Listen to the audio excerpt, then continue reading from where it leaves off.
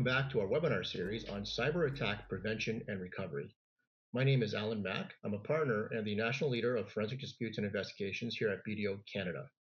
Our last webinar focused on how organizations can mitigate the risk of cyber attacks and prepare for the inevitable cyber attack. Our on-demand webinar series is available to watch and revisit on our website at bdo.ca. Our discussion today now turns to the aftermath of a cyber breach and how you can react and recover as quickly as possible while minimizing damage. We all know that cyber threats are getting more and more sophisticated. Virtually all organizations are at risk or are actively targeted. In this discussion, we'll dive into what you should do once you have been a victim of a cyber attack. Joining me today is my colleague Chetan Sehgal, a partner in BDO's forensic team, Rocco Galetto, partner and our national leader in cybersecurity, and our special guest, April Costin, who is a partner at Dentons, and she specializes in privacy law and breaches. Welcome, and thank you for joining us today. Let's get started. This may be a silly question, but as I reflected on it, I think it's actually a question that makes a lot of sense. How do you know that you have been breached? And it occurred to me it's a silly question, but oftentimes you may not know because the bad guys don't exactly knock on your door and say, "Here I am." They just come in and take whatever they want. So how do you know you've been breached? Rocco, can you share your thoughts with us on that?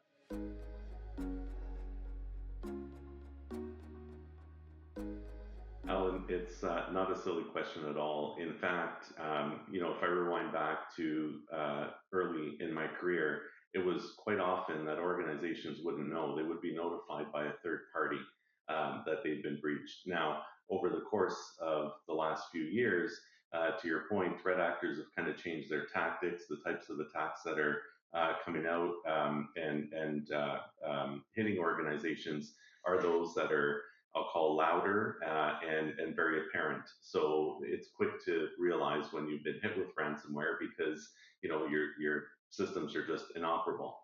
But even today, what quite often happens is organizations are notified still externally, although internal teams are getting better at detecting these attacks in real time. So the detection capabilities are getting better, but it's still often notified by third party, where it might be law enforcement that calls in a tip to say, "Hey, we've seen some data leave your environment, or we've seen some ongoing persistent connections." And usually, law enforcement would know about these because they're monitoring them as part of a broader campaign, and your organization may have been part of that campaign. So you end up getting the tip call from law enforcement or government in some cases. And they've got amazing systems to be able to detect this type of activity across our infrastructure. The other way that organizations are able to detect is through newer technology solutions that help identify threat behavior, and also people who are providing security services, whether that's internally provided or they rely on a third party, and they're able to detect anomalies and then quickly mobilize to try to mitigate any risk. And then finally, still, it's the smash and grab type attacks where it's just so obvious. It's ransomware, our systems are inoperable, and at that stage is when panic usually sets in.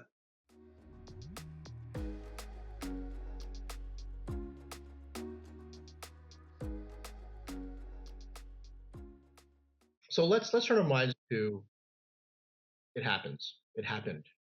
Um, your organization has been hit. You've been notified.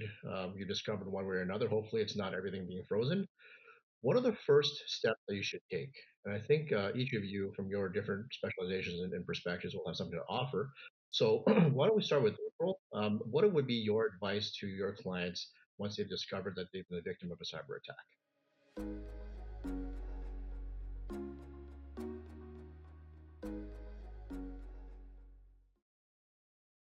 I think the first thing you want to do is assemble your team and notify legal as quickly as possible. And the reason why I'm going to say notify legal quickly is not self-serving, but it's in order to enable privilege to be on all of the subsequent things that you're going to do to respond to your cybersecurity event.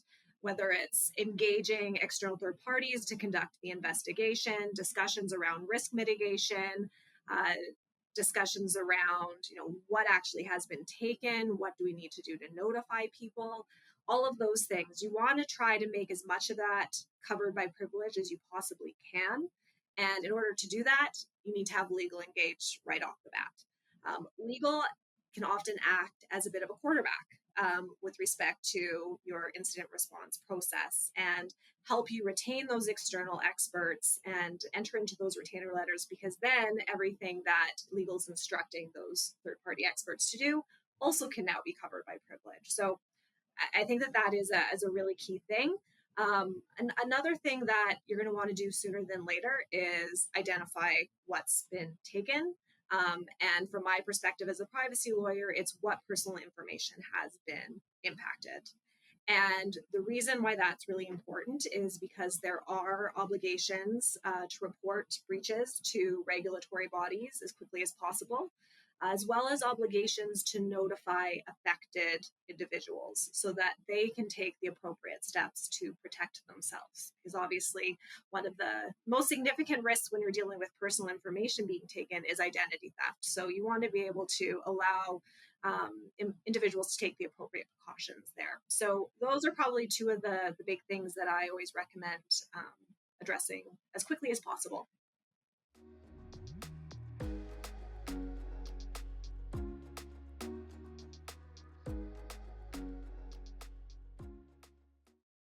Advice, and it comes to mind that given the need to react quickly and for sound advice in terms of quarterbacking, as you say, figure out what the next steps are, it's important to keep in mind that you actually want someone who's very familiar and comfortable with the process.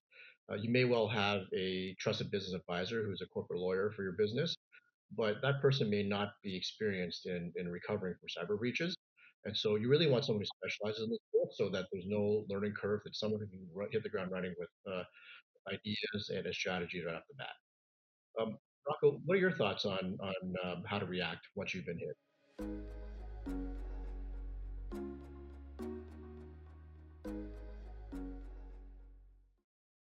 Yeah, I couldn't agree more, Alan, with what April described. Like the number of times that we get a call out of the blue from an organization and they haven't engaged with external counsel to help support the investigation and make sure, to April's point, that we've got privilege across the investigation, any of the discovery that we do, and even root cause analysis in many cases. You just want to keep that information tight so that you're protecting not only the organization, but any individuals that might be impacted. The other piece of it is what has been taken. So in order to do a proper risk assessment, and April alluded to it a little bit around what's the identity theft, like what's the opportunity that the data provides from a privacy standpoint for an adversary to take advantage of, right? Whether that's identity theft or some form of harm to individuals. And it may be corporate secrets that are kept in a certain area. So how do we make sure that we identify quickly what data is extracted or had access to by an unauthorized party?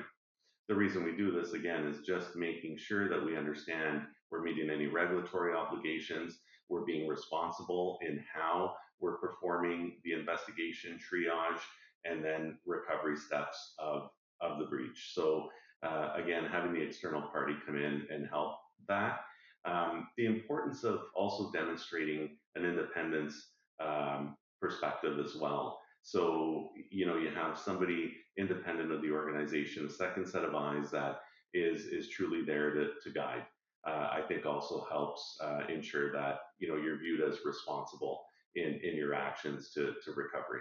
That's a very good point, because even though an organization may be the victim, once it becomes known that there has been an attack, there are responsibilities and obligations on the organization and its leadership have. And that's a big one, Alan. Honestly, is the organization doing the right thing? Are they taking the right steps? Do we, as users of the service or consumers of the service, have confidence that that organization is being responsible in their actions? Very important indeed. Now, turning our minds to recovery and investigating the why, perhaps. Shaden, what are your thoughts on immediate um, actions that an organization should take. Back to the insurance angle, evidence preservation is huge. Like whether it's for insurance recovery perspective or other reasons such as public image, knowing what happened, when it happened, what was the cause of it, will go to serve a long way. So from a biggest tip, document everything. Document everything. Detailed narratives of what happened, who was contacted when, what did we know when. Uh, have people involved in the team take detailed notes of what they're seeing, how they're reacting, what they're doing. Um, I'll talk about this in a later section as well as a concrete example. But one of the things we've noticed is people move on. But record keeping plays a big role as these insurance claims, let's say, unfold over time. Um, there are lots of expenses being incurred. There's lots of activity that takes place, lots of service providers. So when we're in that rush to um, get the job done, plug the hole, so that you stop the bleeding from a attack perspective, a lot of things happen, but why they happen sometimes is not clear. So I'll give you an example from an expenses perspective. Was an expense incurred to plug a hole? Was it purely for incident response purpose, and that is covered by the insurance policy perhaps? Or was it for future proofing the business? Was it betterment of your old systems that were maybe already not up to standards, and you were looking to replace them a year from now or something like that? Bucketing those costs into the right category will be very important for your insurance claim from a recovery perspective.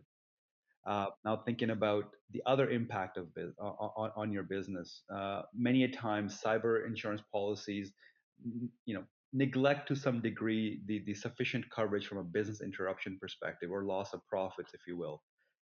Documenting how the impact, the incident will impact your revenue generation, expenses that you may need to incur. All of that will be, again, very important. So again, coming back to documenting everything, creating perhaps specific general ledger or accounting codes to keep track of those costs will serve really well when it comes to actually pursuing your insurance claim.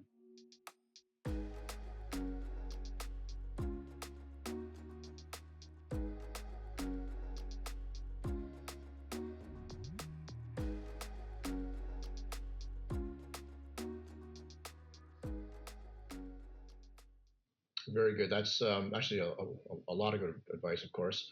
But there's an element of, again, knowing what to do when it happens as opposed to figuring it out.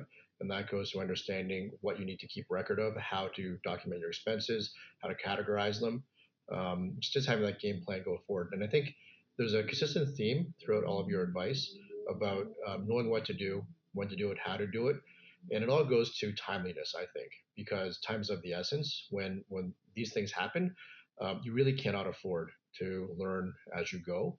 You have to have your plan ready to execute. And it brings to mind one example that I can recall where, because a victim of a cyber attack had a plan, they actually had lawyers ready on standby, on retainer, ready to go. When they found out they had been hit and it resulted in some unauthorized transfers from their bank account, they were actually able to trace, freeze, and recover almost all the payments. It happened within 2 days, 48 hours. But because they're able to do that, because they have the plan of action ready, they're able to react very, very quickly.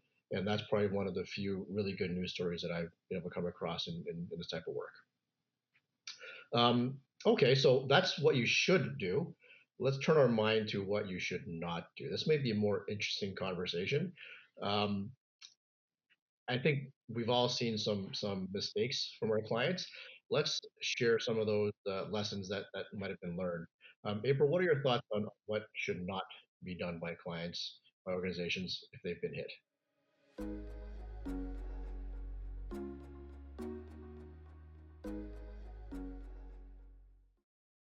Yeah. So I think one of the biggest things is that they need to take it seriously, and not just and like nothing's happened. I think quite often something happens, people get scared, they don't know what to do, and they freeze.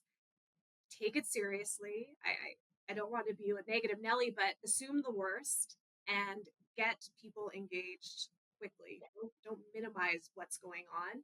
I mean, ideally, it's not a big problem, but if it is, it's going to get to be a huge problem very quickly. So I would say one of the big things that I unfortunately see clients do, especially when I'm engaged quite late in the game, is try to fix it themselves and think it's not a big deal.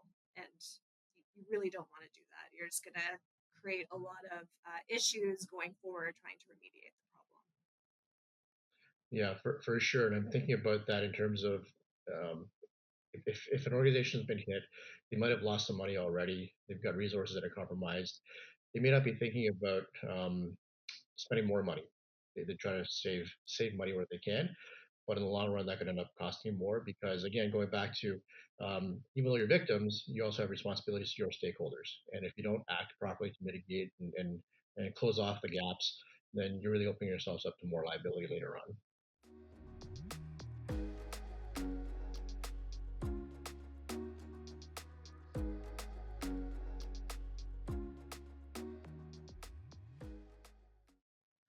Okay, let's go back to what we did in our last session, and I'll ask for your top tip then of what insights might you be able to share from your past experience as professionals, as experts in this field.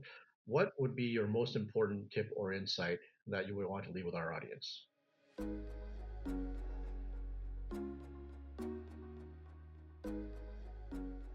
Yes, absolutely, Alan. I'll go back to the example I wanted to mention around a client experience we had. A client had a large scale attack, multi-jurisdictional, international organization. Um, all their systems went down simultaneously, and there was a ransomware or there's a ransom request of close to $50 million US, and the ultimately it was sort of negotiated, and again Rock can probably talk about this better on how it was negotiated with the people, the fraudsters, but the insurance company advisors were able to negotiate that down to I think about $5 million and get the data back, but the client never recovered the way they were previously. What was important for us was they had all sorts of insurance coverage to perform instant response, perform recovery analysis, and even business interruption coverage. But what they didn't have was sufficient professional fee coverage. So they had to incur, they needed the help. It's a large scale attack. So they had to hire all these professionals, but they didn't have sufficient coverage. So they had to pay out of their pocket. So that's sort of a lesson learned for future when you are looking at policies. Make sure you have the sufficient coverage. Engage with good insurance advisors. Um, the second thing is this happened a few years ago, and the claim is still being discussed. And this goes to my point earlier about documenting everything. And why that's still going on is because we have all these expenses that were incurred by various consulting firms in tens of millions of dollars, really. But some was spent to plug the hole, the incident response. Some was spent to future-proof, and some was actually improving their systems going forward. So now they had a fight with the insurance company to say, well, what is it really that we gave you insurance for, and what should we pay for? And now we don't have the people to respond to because it's been going on for years, and there's been a turnover of people, personnel. This is where again documenting everything comes into play. So I just wanted to bring that home with an example. Thank you. That's very helpful. And actually, earlier in your comments, you were talking about professional fee coverage. I wanted to comment earlier because you mentioned the interplay between cyber insurance, but also business interruption. It's a very good reminder to have good discussions with your insurance broker to make sure that you have the coverage that you need. Insurance is not necessarily a one-stop shop. It often isn't. So it's important to understand what your risks are, what your potential losses are, and making sure that you have the coverage that you need. Rocco, what would you like to share about your lessons learned or your insights from helping clients react to breaches? The biggest, maybe two lessons learned. One is prepare for the worst, always have a plan. And then the other piece, and April talked about this around just making sure that you're not going at it alone. I've seen from time to time where organizations rush through, they don't have a plan that they're following, they don't hire external experts to help, and they rush through what they believe is a containment of the incident and then a recovery of their business, only to find out later on that perhaps some things were left open and adversaries might still have access, or they just didn't really put enough controls around the environment so it leads to a subsequent attack later on. So the big thing is making sure you're preserving the evidence, you're not going at it on your own and just doing quick recoveries and hoping for the best. It's truly about a pragmatic approach to making sure that you look at each of your information technology systems and making sure that what is happening across those systems is expected behavior and that you are safe and secure before you continue to operate at full recovered state. Thank you. Yeah, that's some good tips. Not something you want to tackle on your own for sure. April? Yeah, so I think I completely agree with everything that's been said already. Another one I think is really important. It goes to something Rocco said earlier about setting you up for success so that there's no perceived biases happening. It's really important that everyone on your response team has no preconceived notions as to what's going to happen and what the outcome of your investigation is going to be. Um, Unfortunately, often, whether through negligence or intentional, um, part of the cause of an event is going to be an employee or someone that you have a friendship with or respect or a colleague, right? And that's why it's so good and important to engage those third party um, individuals to actually conduct the investigation so that there is no bias and that everyone's kind of going in expecting the unexpected and addressing those concerns without blinders on.